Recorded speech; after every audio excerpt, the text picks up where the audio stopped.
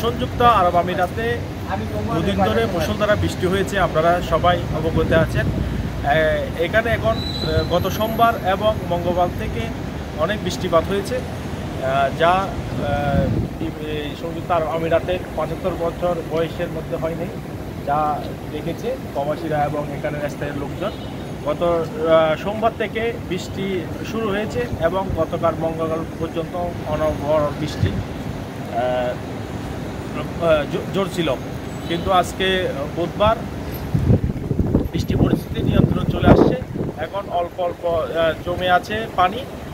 এখানে Dubai police এবং আত্মীয় সহ বিভিন্ন যারা সরকারি লোকজন আছে তারা অনেক প্রচেষ্টায় পানি এখন নিরসন হয়ে গেছে।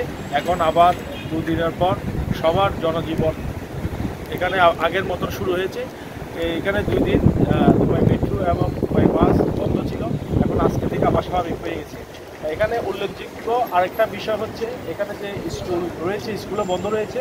স্কুল এটা ইন্টারনেটের মাধ্যমে ঘরে বসে শিক্ষকরা তাদের পাঠদান দিচ্ছেন। এই ছিল আমার কাছে বিস্তারিত। ধন্যবাদ।